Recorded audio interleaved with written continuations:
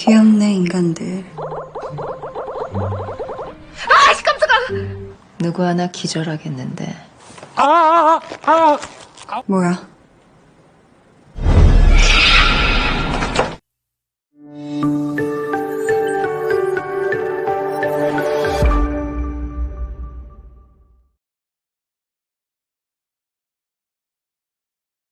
Film dimulai pada tahun 1921, di mana pada saat itu terdapat beberapa remaja yang tengah bermain di sore hari. Namun tiba-tiba, salah satu remaja itu ditarik oleh seorang tentara Jepang. Bahkan, si remaja itu rambutnya hendak dipotong tanpa izin. Untungnya datang 3 orang gadis dan langsung menyelamatkan remaja itu. Salah satu gadis menggoda sang tentara sampai terlena. Gadis itu langsung menggigit leher si tentara dan pergi begitu saja. Kemudian 3 gadis itu pergi ke sebuah butik yang bernama Bait Sister. Dan film beralih di masa kini, di mana 3 gadis itu berada di butik yang sama serta mengelola butik tersebut. Bahkan, mereka tidak bertambah tua sedikit pun. Mereka bertiga adalah vampir yang telah hidup selama beratus tahun lamanya. Namun bedanya, mereka telah lama tidak meminum darah manusia. Di sisi lain, vampir yang bernama Lee Jae-yeon yang sukses menjadi seorang manajer di sebuah perusahaan fashion. Asisten Lee Jae-yeon merasa kesal karena manajernya selalu awet muda dan selalu cantik paripurna. 야, 사진 잘 나왔네. Jae-yeon merupakan satu-satunya vampir yang bekerja di luar dan tidak ikut mengelola butik milik kakak-kakaknya. Setelah Jae-yeon selesai kerja, ia menyempatkan diri untuk mampir ke butik milik kakaknya.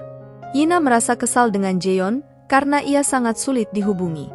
Jae-yeon pun mengatakan jika ia memiliki banyak pekerjaan yang menjadikan dirinya sangatlah sibuk. Jae-yeon kemudian menyarankan kakaknya untuk membuat akun Instagram supaya kakaknya memiliki kesibukan lain dan tidak mengganggu dirinya. 인간들이랑 소통하고 싶잖아? 그럼 Setelah itu, Yina pun mencari tahu tentang Instagram dan membuat akun Instagram. Yina kemudian mengunggah satu fotonya dan pergi tidur.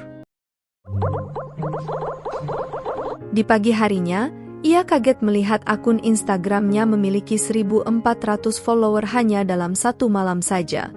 Semua orang merasa penasaran dengan Yina yang terlihat begitu cantik. Tak lama kemudian, akun Instagramnya pun langsung melejit hingga ia memiliki 1 juta pengikut hanya dalam 1 hari saja. Melihat hal itu, ia pun mulai sibuk dengan ponselnya. Bahkan, kakaknya Yina mulai kesal karena Yina sibuk dengan ponselnya dan tidak mendengarkannya. Di sini, Yina tengah sibuk membalas pesan dari salah seorang haters yang mengatakan jika wajah Yina sebenarnya palsu. Yina pun tertarik dan membalas pesan itu dengan memberi alamat butiknya. Tak lama setelah itu, datang seorang wanita, yang ternyata wanita itu adalah haters yang sempat meragukannya. Si wanita itu pun malu, saat melihat Yina yang ternyata sama cantiknya dengan yang ada di Instagram. Wanita itu pun kemudian pergi meninggalkan butik. Yina yang merasa sedikit kesal pun langsung teleportasi ke hadapan wanita itu. Si wanita juga kesal dengan Yina yang ternyata memiliki kecantikan paripurna dengan tanpa filter. Yina justru heran, mengapa bisa si wanita itu marah, padahal ia tidak memiliki salah kepadanya. Setelah itu, Yina mengajak si wanita untuk kembali ke butiknya supaya dapat berbicara secara lebih tenang. Wanita itu pun menceritakan jika ia tengah kesal karena temannya mengunggah fotonya yang tanpa riasan. Hingga akhirnya, ia pun menjadi bahan pembicaraan di sosial media. Wanita itu adalah seorang selebgram yang suka mengunggah foto dengan editan. Hingga saat melihat foto Yina yang terlihat sangat cantik diunggah dan menjadi trending topik, menjadikan ia merasa kesal dan menganggap Yina seperti dirinya. Kemudian si wanita itu pun meninggalkan komentar pedas di setiap unggahan Yina. Mendengar cerita si wanita, kakak Yina pun memberikan sebuah baju kepada si wanita. Awalnya, wanita itu menolak karena ia tidak memiliki uang. Namun, kakak Yina memberikan baju tersebut dengan gratis. Yina juga memuji kuku cantik milik wanita itu dan meminta si wanita untuk tetap bermain Instagram dan tidak usah mengurusi komentar orang terkait dirinya. Yina juga meminta si wanita itu untuk melakukan apapun yang ia sukai. Setelah itu, si wanita pun pamit pulang. Di kejauhan, terdapat seorang pria yang secara diam-diam memfoto Yina. Pria itu ternyata mengenal Yina. Di mana dahulu, saat ia masih kecil, ia selalu dijuluki hidung meler oleh Yina. Yina juga sering menemaninya dan menceritakan berbagai cerita saat ia masih kecil. Dan saat itu juga, laki-laki itu mulai mendekati butik Yina. Namun saat baru sampai di depan butik, kakak Yina telah menutup butik tersebut. Laki-laki itu pun kembali dengan tangan kosong. Di malam harinya, ia pun kembali memperhatikan Instagram milik Yina. Ia masih mencocokkan wajah Yina dengan foto ia bersama Yina saat masih kecil. Ia merasa bingung karena wajahnya masih sama persis dengan wajah Yina dahulu dan tidak berubah sedikit pun.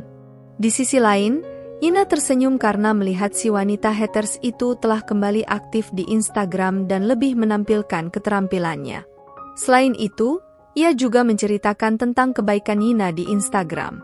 Hal itu menjadikan butik milik Yina ramai didatangi fans Yina.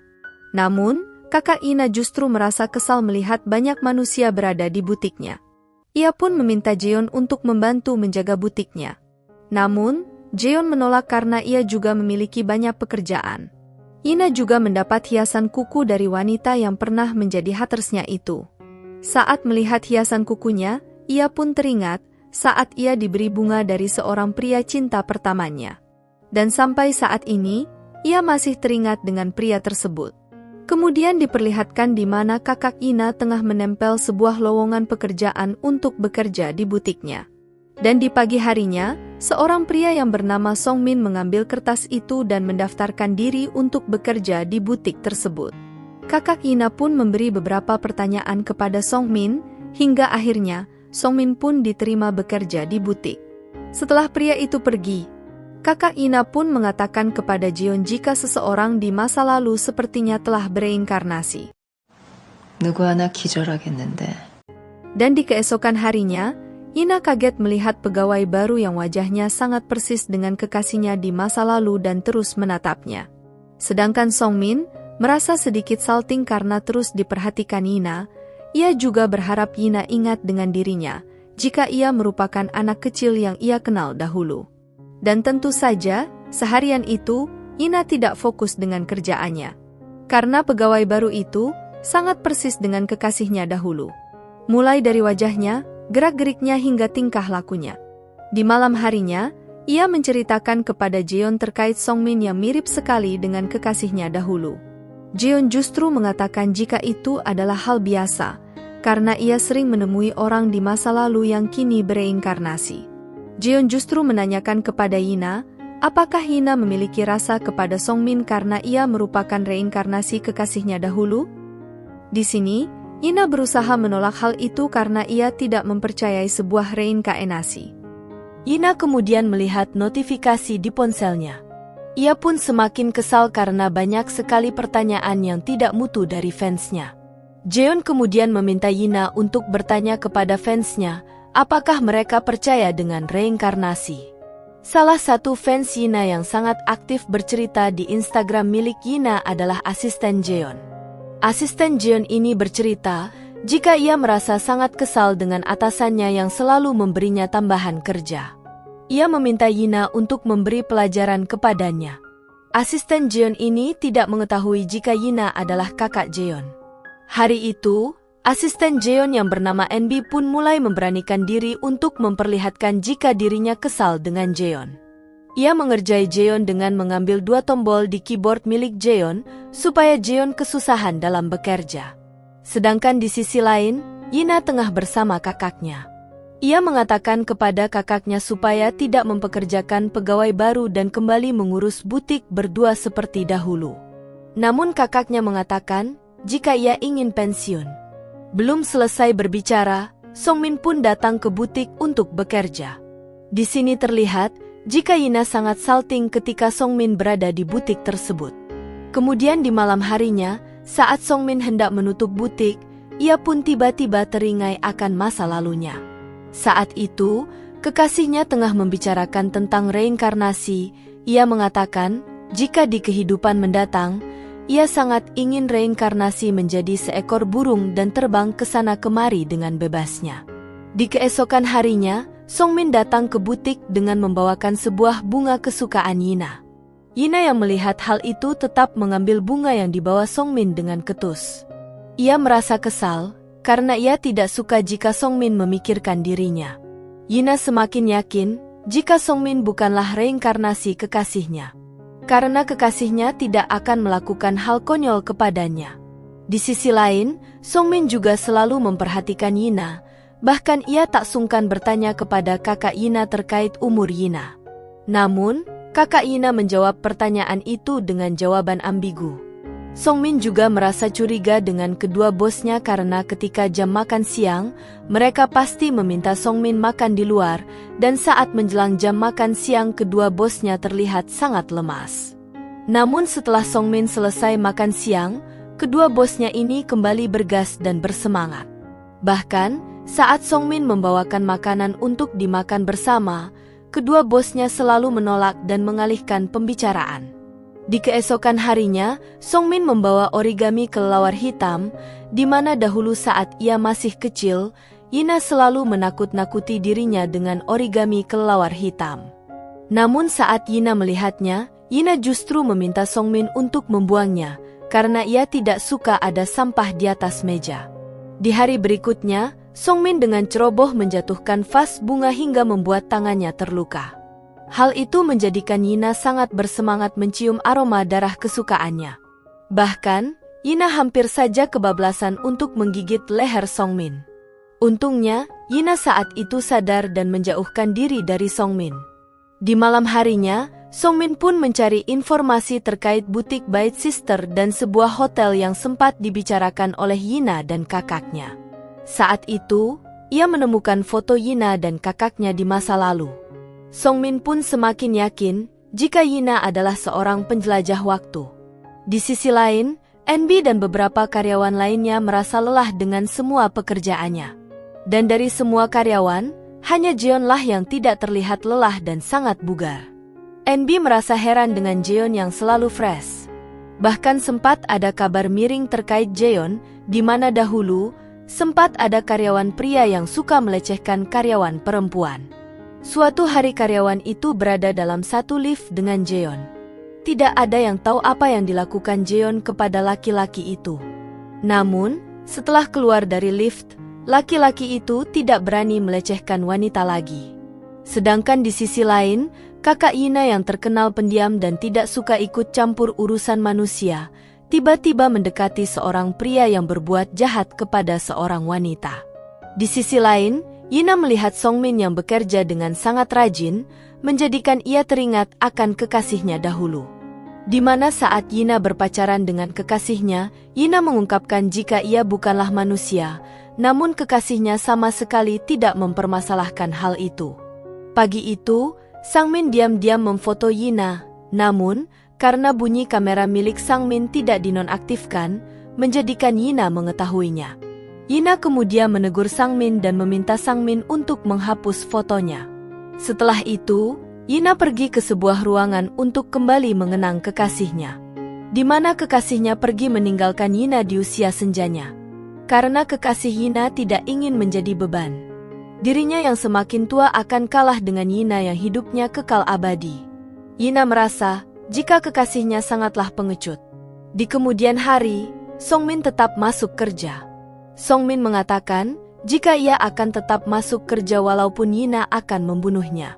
Yina pun kesal dan langsung mengambil sebotol darah dan sengaja meminum di depan Songmin. Songmin pun penasaran dan hendak mengambil botol itu, namun ia kalah duluan dengan kakak Yina dan membuang botol itu ke tempat sampah. Setelah itu, butik Yina kedatangan seorang gadis yang ingin membelikan hadiah kepada ibunya. Kakak Yina pun merasa tersentuh dengan keinginan gadis tersebut.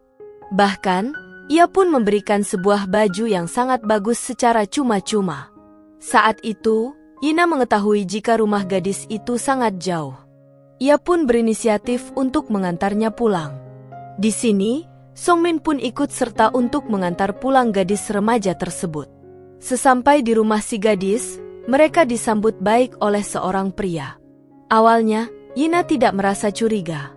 Namun saat melihat gerak-gerik pria itu terlihat aneh, Yina pun merasa curiga. Yina diam-diam mendengarkan pembicaraan si pria dengan ibunya si gadis, di mana pria itu menyalahkan ibunya gadis dan berkata kasar. Saat pria itu berada di luar, Yina pun memberi pelajaran kepada pria itu dengan mencengkram lehernya sampai pingsan. Bahkan, Yina tidak peduli saat aksinya dilihat oleh Songmin. Yina mengatakan kepada gadis itu jika ia akan memastikan bahwa pria itu tidak akan mengganggunya lagi. Si gadis pun merasa lega. 그 아저씨 마음에 안 들었어? Di pagi harinya, Songmin pun berpamitan untuk tidak bekerja di butik Yina. Yina sebenarnya merasa kaget. Namun, ia juga merasa lega karena ia tidak akan bertemu lagi dengan Songmin. Di sisi lain, Songmin yang masih terus memandangi foto Yina sambil bertanya-tanya, siapa sebenarnya Yina? Songmin sangat ingin Yina mengingatnya. Setelah beberapa hari, Yina memutuskan untuk menemui Songmin. 뭐야? Ia pun menanyakan kepada Songmin terkait alasan ia keluar dari butiknya. Songmin pun bahagia karena Yina terlihat perhatian dengannya. Songmin juga merasa jika Yina memiliki perasaan kepadanya. Songmin kemudian secara perlahan memegang tangan Yina.